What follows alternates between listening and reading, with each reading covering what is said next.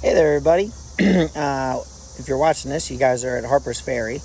And what a cool little town, right? Nestled along the Shenandoah and Potomac rivers. It has two big events that happen that make it significant. The first is when Lewis and Clark are heading west per President Jefferson's orders to try to find a pathway, hopefully by water, to the West Coast, which was found out to be not be true. But anyway, Lewis and Clark, when they left, they stopped at Harper's Ferry for a lot of their supplies.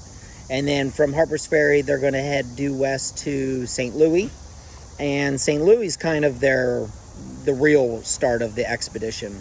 And then from there, they'll follow the Missouri River as far as it'll take them, cross up over the Rocky Mountains, and then grab the Columbia River, and that'll take them to the Pacific coast. So Lewis and Clark are there 1805 maybe.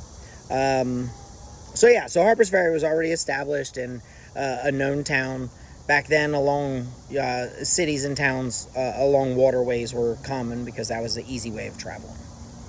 Fast forward, 1859, a guy by the name of John Brown is going to lead a raid in Harper's Ferry. He is an abolitionist, which means that he wanted slavery to end. And he thought that if you gave slaves guns, that then they would turn on their owners, which makes complete sense. And so him and a couple of his friends rolled into Harper's Ferry with a couple of freedmen, which would at that time refer to an African American that was free, not a slave.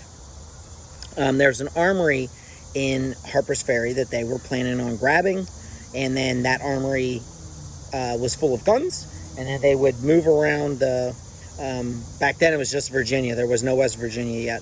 They would move around the Virginia countryside and give those guns to slaves. And then those slaves would then rebel. And this would build. And John Brown honestly thought that with success, they could create a free black state. Somewhere that African Americans could live and, without the worry of retribution and things like that. Unfortunately, the raid fails kind of almost immediately.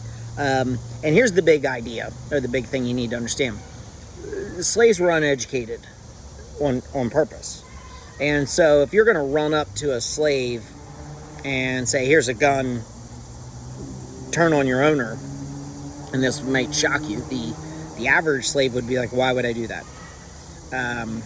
Because the slave owner is the source of food, it's the source of shelter, it's the source of protection. And I know that sounds crazy, but if you don't know any better, and slaves for most part didn't know any better, they didn't know anything except the plantation they lived on and their fellow slaves and slave owners, they're not going to turn on them. And that's what happens. Brown's raid pretty much fails as quickly as it starts. He ends up surrounded in the armory, and then he'll surrender, and he'll be put to trial, found guilty of being a traitor, and hung.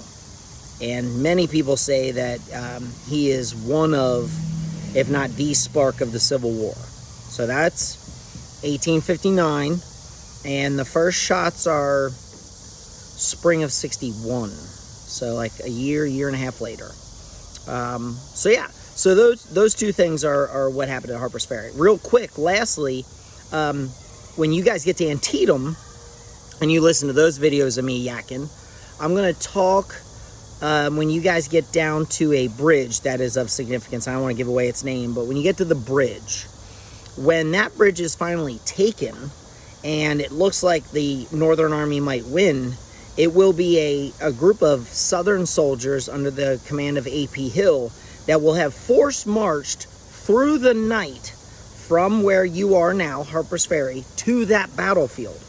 And they will show up in the afternoon just as the Northern Army looks like they might win that side of the battlefield.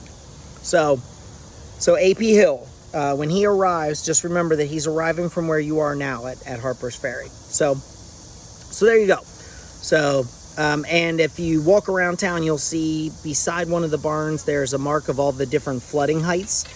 Because of where it is with the rivers, it has flooded multiple times and of significance. So check it out, enjoy it. It's a cute little town, and have some fun.